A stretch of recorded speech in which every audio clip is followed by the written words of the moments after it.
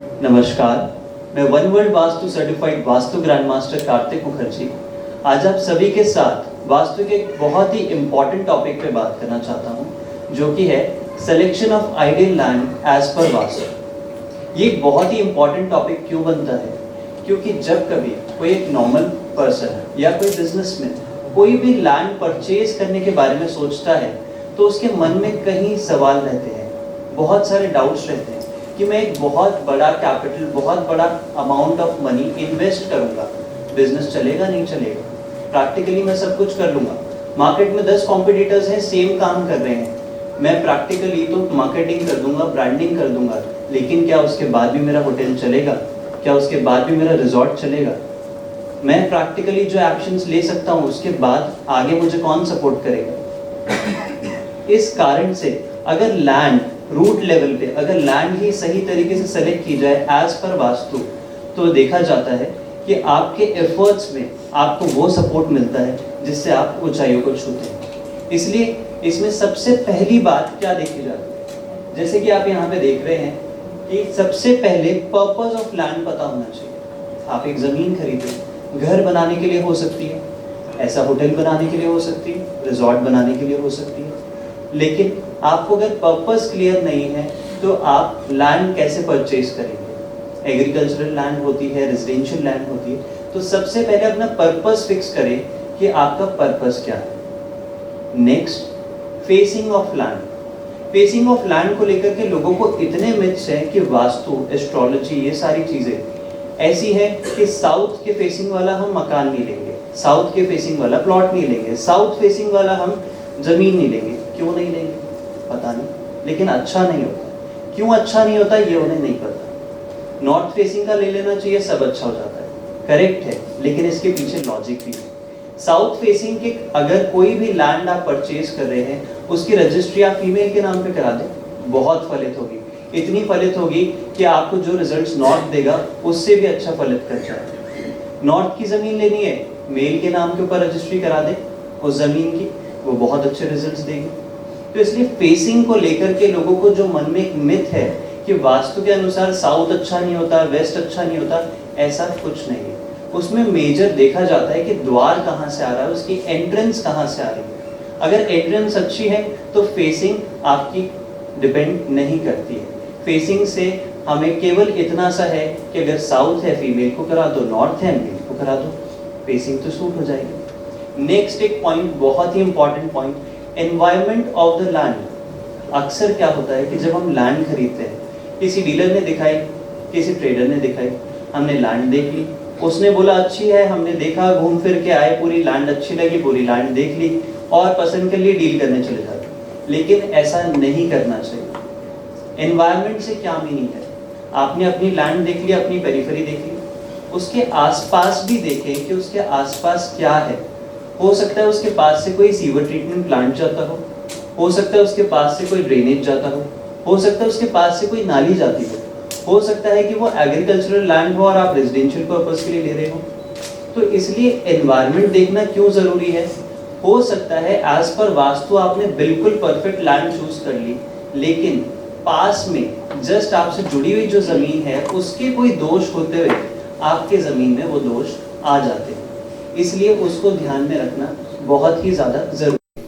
For example, south west में आपने देखा कि एज पर गुण धर्म पंच तत्वों का बैलेंस जो होता है, साउथ वेस्ट अर्थ एलिमेंट, वहाँ पे वाटर एलिमेंट एंटी एलिमेंट होता है, वो नहीं आना चाहिए। तो आपने देखा मेरे लैंड पे कहीं पे साउथ वेस्ट में बोरिंग तो नहीं, साउथ वेस्ट में कोई पानी तो नहीं, कोई पाइप तो नहीं जा रही, आपने खुद का देख लिया, पास वाले का देखा नहीं। बाद में कहते हैं मैंने सब कुछ चेक किया था फिर भी पता नहीं क्या प्रॉब्लम है। प्रॉब्लम ये है कि हमें साथ का भी देखना है जो कि एनवायरनमेंट ऑफ द लैंड में इंक्लूड होता है। नेक्स्ट अगर बात करें क्वालिटी ऑफ लैंड, अक्सर लोग दूर से देखते हैं कि बहुत हरी भरी प्रॉपर्टी है, 2-3 बड़े बड़े पेड़ लगे हुए, प्रॉपर्टी खरीद लेते हैं। क्वालिटी ऑफ लैंड देखना भी बहुत ज़्यादा ज़रूरी है। आप अगर एक्सपीरियंस करेंगे एज एक्सपीरियंस वास्तु कंसल्टेंट, मैंने ये देखा है कि जब मैं ज़मीनों पे गया, वहाँ पे मुझे चलने पर जब मैंने पूरी लैंड देखी, चाहे वो 10 बीघे की हो या 13 बीघे की, वहाँ पे मुझे हड्डियाँ मिली, इस साइज़ की हड्डियाँ। बिलीव करेंगे, इस साइज़ की हड्डियाँ, दैट मीन्स वो ज़मीन तामसिक है, कैसे फलित करेगी आपको। अगर आप कोई ऐसा काम करने जा रहे हैं, गुरुकुल बनाने जा रहे हैं, एजुकेशनल इंस्टीट्यूट बनाने जा रहे हैं, कोई बैंक डेवलप करने जा रहे हैं वहाँ पे, तो ये चीज़ें देखना बहुत ज़्यादा ज़रूरी है बारीकी में कि वहाँ पे क्या है। हो सकता है कुछ अच्छा भी हो, आपको कुछ माइंस मिल जाए वहाँ पे, आपको वहाँ पे सिल्वर के टुकड़े मिल जाए। वो अपने आप में शो करती है कि उस लैंड की क्वालिटी कितनी अच्छी है, वो उसका रजस जो एलिमेंट है वो दिखाता है। तो इसलिए आपको क्वालिटी ऑफ लैंड देखने की ज़रूरत है। नेक्स्ट क्वालिटी ऑफ लैंड में क्या आता है? पानी। पानी एक ऐसी चीज़ है, आज ये होटल खुला हुआ है, आप इसकी जगह हॉस्पिटल बना ले, मॉल बना ले, पानी तो चाहिए। वहाँ पे जो भी निर्माण होगा, चाहे वो रेजिडेंशियल हो चाहे एग्रीकल्चरल हो, पानी ज़रूर चाहिए।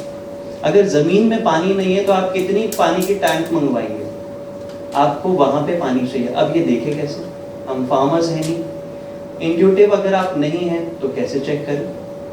इसका बहुत ही सिंपल सा तरीका ये है कि वहाँ की वेजिटेशन को देखें। वहाँ पे कुछ तो पेड़ पौधे उग रहे होंगे, वो पानी लेते होंगे, तो कुछ क्रॉप्स ऐसे होते हैं जो कम पानी में उग जाते हैं, जबकि कुछ पेड़ ऐसे होते हैं जिन्हें खूब पानी चाहिए होता है।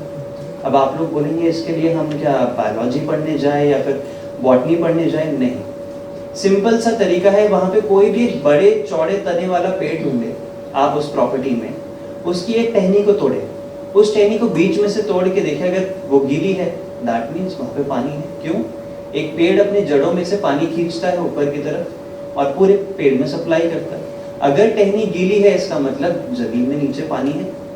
अगर टहनी बिल्कुल सूखी है दैट मीन्स जमीन में पानी नहीं है, क्योंकि पेड़ की जड़ें जहाँ तक पहुँच पा रही है वो बिल्कुल पानी जहाँ होता है वहाँ तक पहुँच जाती है। दैट मीन्स पानी की कमी है। और अगर जिस लैंड में पानी की कमी है, आप कोई भी निर्माण चलाना चाहेंगे तो वो चलना प्रैक्टिकली थोड़ा मुश्किल हो जाता है। नेक्स्ट अगर हम बात करें, एक और मिथ है लोगों में, बहुत डर बैठा हुआ है वास्तु के संदर्भ में, शेरमुखी और गौमुखी। हमें शेरमुखी ये प्लॉट मिल गया, गौमुखी मिल गया। जब उनसे एग्जैक्टली पूछते हैं कि ये क्या होता है, उन्हें मालूम है। शेरमुखी मतलब एंट्रेंस है आपकी चौड़ी, बाद में जाके नैरो हो रहा है। गौमुखी क्या है? एंट्रेंस है नैरो, आगे जाके चौड़ा हो रहा है। क्यों मैंने फर्स्ट पॉइंट बोला what is the purpose of land should be clear. आपका पर्पस क्लियर होना चाहिए। एक पर्सन आता है, वो कहता है मुझे रेस्टोरेंट बनाना है और वो कह रहा है शेरमुखी लैंड है, मैं कैसे ले लूँ? Shermukhi is good for industry, Shermukhi is good for business purpose, Shermukhi is good for factories. तो जब आपका पर्पस आपको क्लियर होगा तो आपको सूटेबल लैंड मिल रही है। गौमुखी इज गुड फॉर शांत चीजें, जितनी भी आपकी शांत चीजें हैं, शांत स्वभाव वाले कार्य हैं। आप रेजिडेंशियल घर बनाना चाहते हैं, गौमुखी प्लॉट आपके लिए बहुत अच्छा है, आपको कुछ करने की जरूरत नहीं है, आपके लिए बहुत ही अच्छा है। तो इसलिए टाइप ऑफ लैंड को लेके भी ये जो मिथ है, इन मिथ्स को दूर करना बहुत ही ज्यादा जरूरी है ताकि आप प्रॉपरली लैंड को सेलेक्ट कर पाए। इसके बाद जो मेजर दो चीजें और रह जाती हैं जो हम वास्तु के संदर्भ में देखते हैं, वो ये है कि आपके जो 5 तत्व हैं, 5 एलिमेंट्स की जो थ्योरी है आपकी, water, air, fire, earth and space, ये 16 डायरेक्शंस में बैलेंस हैं कि नहीं। मुख्यतः रूप से हम मेजर 8 डायरेक्शंस को देख लेते हैं, ईस्ट, वेस्ट, नॉर्थ, साउथ और इनके बीच की दिशाएं, जैसे कि south east, north west and आपका यहाँ पे north east and south west. तो ये मेजर 8 डायरेक्शंस में देख लेते हैं क्या इनके एलिमेंट्स सही हैं। फॉर एग्जाम्पल साउथ की दिशा में अगर हम देखें तो फायर की जगह है, वहाँ पे अगर पानी आ गया तो उसके गुणधर्म खराब हो जाएंगे। ऐसे ही पानी की दिशा में अगर अग्नि चली गई, यानी कि नॉर्थ की दिशा में अगर फायर का कुछ निर्माण हो गया तो वहाँ पे उनके गुणधर्म खराब हो जाएंगे। तो हम देखते हैं कि बेसिकली जब आप लैंड परचेज करेंगे तो खाली प्लेन प्लॉट होगा, तो उसमें ये चीज़ें देखना बहुत ईजी हो जाता है। तो हमें मेजर वो देखना है कि 5 एलिमेंट्स का बैलेंस बैठा हुआ।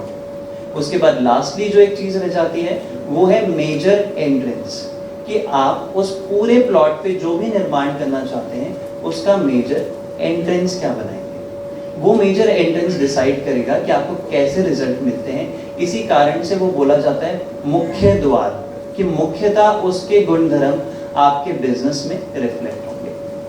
तो इसी के साथ मैं आप लोगों को आज ये बताना चाहता था कि सिलेक्शन ऑफ लैंड किस तरीके से की जाती है। अगर इसको प्रॉपर तरीके से किया जाए तो हम बिजनेस को डे 1 से इस तरीके से स्टार्ट कर सकते हैं कि वो हमारे लिए ग्रोथ दे। हम एक घर का निर्माण इस तरीके से कर सकते हैं कि वो डे 1 से हमारे लाइफ में खुशियाँ एंड ग्रोथ ही ग्रोथ लेकर के आए। Thank you so much.